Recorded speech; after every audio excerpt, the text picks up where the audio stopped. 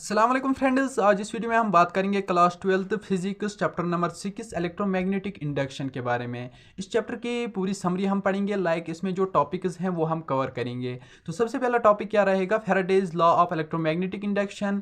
Second पे है Lenz's law, mutual induction, applications of electromagnetic induction. ये जो चार टॉपिक्स हैं ये मेनली इंपॉर्टेंट हैं इस चैप्टर में, तो इस वीडियो को एंड तक ज़रूर देखना। इस वीडियो में हम इन चारों टॉपिक्स को कवर करेंगे। तो बढ़ते हैं सबसे पहले हम अपने इंट्रोडक्शन के बारे में। तो इंट्रोडक्शन में क्या कहता है? Electromagnetic induction is the process of generating electricity by the interaction of magnetic fields and electric currents. This phenomenon was discovered by Michael Faraday in 1831 and is used in many applications today, such as electric motors and generators. Electromagnetic induction can be used to produce a current in a conductor to produce a voltage in coil of wire. ठीक, इसमें क्या कहता है introduction में कि जो electromagnetic induction है इसको डिस्कवर किया है सबसे पहले माइकल फैराडे ने। ये आप याद रखना कब किया था? 1831 में। ये आप याद रखना। इसमें क्या होता है, ये जो इलेक्ट्रोमैग्नेटिक इंडक्शन है ये कहाँ पर यूज़ होता है हमारे?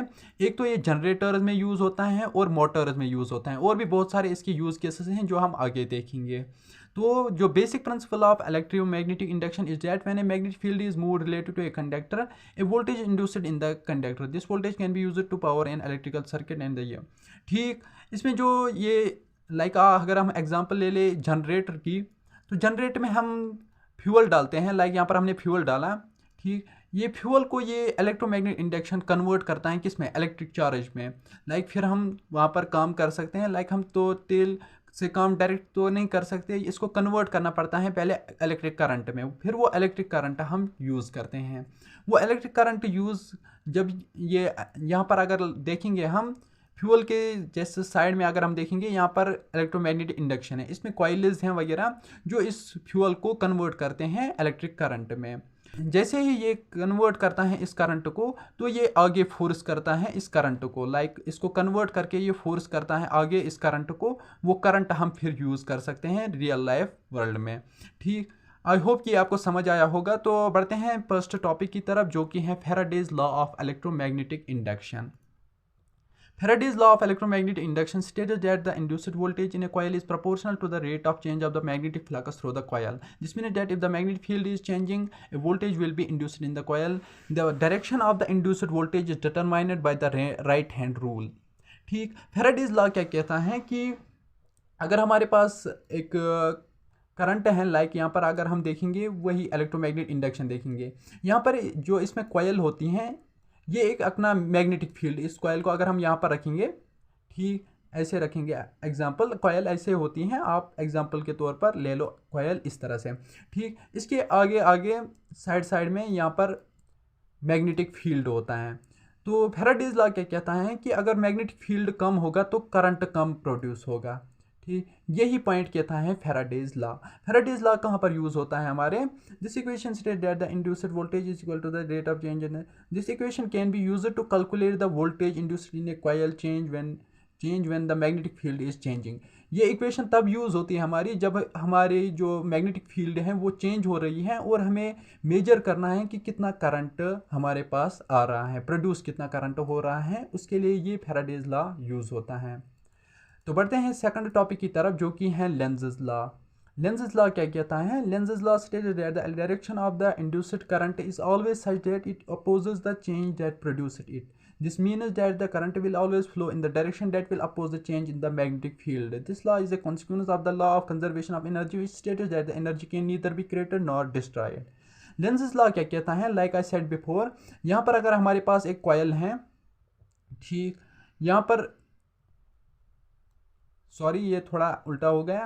एग्जैक्टली यहाँ पर क्या करना है, यहाँ पर अगर हमारे पास तेल है, ठीक, फ्यूल है हमारे पास, ये हम अभी अगर हम जनरेटर की बात करेंगे, ठीक, यहाँ पर फ्यूल है हमारे पास, इस फ्यूल को हम कन्वर्ट कर रहे हैं किस में? इलेक्ट्रिक चार्ज में। तो इलेक्ट्रिक चार्ज में कन्वर्ट करने के लिए सबसे पहले इसे इलेक्ट्रोमैग्नेटिक इंडक्शन को करना पड़ेगा काम। ठीक, वो क्या करता है कि यहाँ पर कॉइल्स जो होती हैं वो यहाँ पर इलेक्ट्रिक फील्ड यहाँ पर मैग्नेटिक फील्ड जनरेट करते हैं। मैग्नेटिक फील्ड जनरेट करके यहाँ पर जो इलेक्ट्रिक करंट प्रोड्यूस होता है वो अपोजिट डायरेक्शन में जाता है। कैसे? ठीक, यहाँ पर अगर ये फ्यूल आया, यहाँ पर मैग्नेटिक फील्ड ने काम किया इलेक्ट्रिक करंट यहाँ पर प्रोड्यूस हो गया। तो इस इलेक्ट्रिक करंट को ये अपोजिट डायरेक्शन में पुश करता है। ठीक, यहाँ पर अगर आप देखोगे तो अगर यहाँ पर इलेक्ट्रिक करंट प्रोड्यूस हो गया तो वो इलेक्ट्रिक करंट डायरेक्टली यहाँ पर नहीं जाएगा, वो पुश हो जाएगा बैक, लाइक वो अपोजिट डायरेक्शन में जाएगा। जहाँ पर प्रोड्यूस हुआ है वो अपोजिट है, लाइक यहाँ पर अगर प्रोड्यूस हुआ है उसे एक्चुअली यहाँ जाना था, लेकिन वो कहाँ जा रहा है, वो वापस जा रहा है बैक। ठीक, ऐसे ही इलेक्ट्रिक ये लेंज़ लॉ, इसका ये लॉ है, ये यही है। ठीक, Lenz law is of use to calculate the direction of the induced current. जो लेंजेस लॉ होता है वो किस लिए हमारी यूज़ होती हैं, वो इसी चीज़ के लिए यूज़ होती हैं कि डायरेक्शन मेजर करने के लिए। अगर यहाँ पर प्रोड्यूस हो रहा है करंट तो वो मेजर करना है कि करंट कहाँ पर जा रहा है, कैसे जा रहा है, इसलिए हम लेंजेस लॉ पढ़ते हैं। ठीक, बढ़ते हैं नेक्स्ट टॉपिक की तरफ जो कि है म्यूचुअल इंडक्शन।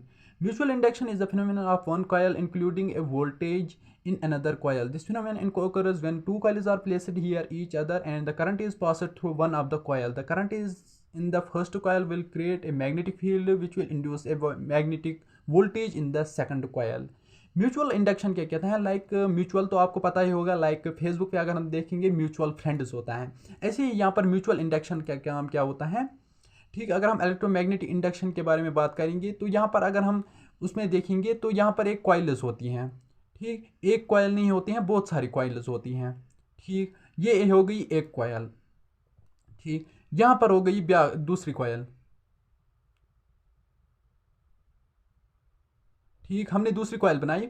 अब हमें करंट दोनों में पास नहीं करनी है, हम करंट करेंगे किस में पास, इसमें हमने करंट लगाया। ठीक, करंट जब इसमें लगाया तो ये भी करंट पकड़ लेता है, लाइक कैसे पकड़ता है, ये तो टच में कहीं भी नहीं है। इसका एक ही रीज़न है, क्योंकि जब इसमें करंट पास होता है तो ये अपना एक मैग्नेटिक फील्ड क्रिएट करता है, उस मैग्नेटिक फील्ड में ये भी आता है, फिर ये मैग्नेटिक फील्ड के थ्रू करंट अपने में ले लेता है। ये आपको आई होप समझ आया होगा म्यूचुअल इंडक्शन। म्यूचुअल इंडक्शन यही होता है कि एक कॉइल से दूसरे कॉइल में करंट पास हो जाना थ्रू मैग्नेटिक फील्ड। ठीक, बढ़ते हैं नेक्स्ट टॉपिक की तरफ जो कि है applications of electromagnetic induction. Electromagnetic induction is used in many applications such as electric motors and generators, and an electric motor uses electromagnetic induction to convert electrical energy into mechanical energy, while a generator uses electromagnetic induction to convert mechanical energy into electrical energy. Applications क्या होता है, applications होता है use cases, like हम day by day किस चीज़ में electromagnetic induction को use करते हैं। यहाँ पर इसने बताया है कि हम इलेक्ट्रिक मोटर्स में यूज़ करते हैं और जनरेटर्स में डे बाय डे यूज़ करते हैं। ठीक, इलेक्ट्रिक मोटर में क्या होता है, इलेक्ट्रिक मोटर में जो इलेक्ट्रोमैग्नेटिक इंडक्शन का यूज़ होता है वो ये होता है कि वो इलेक्ट्रिकल एनर्जी को मैकेनिकल एनर्जी में कन्वर्ट करते हैं। लाइक अगर हमारे पास मोटर है, हमने पावर लगाया। ठीक, मैकेनिकल एनर्जी क्या होता है, वर्क एनर्जी। अगर हम देखेंगे, अगर हम वाटर पंप देखेंगे, वाटर पंप क्या करता है, हम पावर से कनेक्ट करते हैं उससे पहले। ठीक, यहाँ पर हमारे पास एक मोटर है जो वाटर को पंप करता है। ठीक, वहाँ पर हमने जैसे ही करंट लगाया वो पानी को खींच लेता है वेल से। ठीक, ये जो काम है, ये जो पानी निकलता है वेल से, ये होता है मैकेनिकल वर्क। ठीक, ये जो हमने इसमें जो एनर्जी यूज़ की वो होती है इलेक्ट्रिकल एनर्जी। ठीक, इसका यही काम होता है, मोटर का, इलेक्ट्रिक मोटर का यही काम होता है। दूसरा होता है जनरेटर। जनरेटर का काम क्या होता है, ये इलेक्ट्रोमैग्नेटिक इंडक्शन को यूज़ करके मैकेनिकल एनर्जी को इलेक्ट्रिकल एनर्जी में कन्वर्ट करता है। यहाँ पर मैकेनिकल एनर्जी क्या है, लाइक अगर हम देखेंगे जनरेटर में हम क्या करते हैं, फ्यूल डालते हैं, वो फ्यूल को कन्वर्ट करता है इलेक्ट्रिकल एनर्जी में, लाइक एन अपोजिट। ठीक, अब दूसरा क्या है इसमें, electromagnetic induction is also use in many other application such as transformer, electric meter and radio transmitters. ये कहाँ और यूज़ होता है, रेडियो ट्रांसमीटर में होता है, इलेक्ट्रिक मीटर्स में होता है और ट्रांसफार्मर में भी यूज़ होता है। In addition, electromagnetic induction is used in medical imaging such as MRI and CT scanners. Hospitals में भी इलेक्ट्रोमैग्नेटिक इंडक्शन का मेनली यूज़ होता है। बढ़ते हैं नेक्स्ट टॉपिक की तरफ जो कि है, ऑलमोस्ट हमने इस चैप्टर को कवर कर लिया है। अब कंक्लूजन देखते हैं कि कंक्लूजन में हमें क्या क्या रहेगा। In conclusion, electromagnetic induction is phenomenon that is used in many applications such as electric motors and generators. This phenomenon was discovered by Michael Faraday in 1831 and is based on Faraday's law of electromagnetic induction. Like I said before, जो ये electromagnetic induction है ये Michael Faraday ने ये discover किया था कब, 1831 में। ये किस पे बेस है, Faraday's law of electromagnetic induction and Lenz's law. I hope guys की वीडियो आपको पसंद आया होगा। अगर पसंद आया तो लाइक करना ना भूलना, और अगर इस चैनल पे नए हो तो सब्सक्राइब करना ना भूलना। मिलते हैं नेक्स्ट वीडियो में, तब तक के लिए अल्लाह।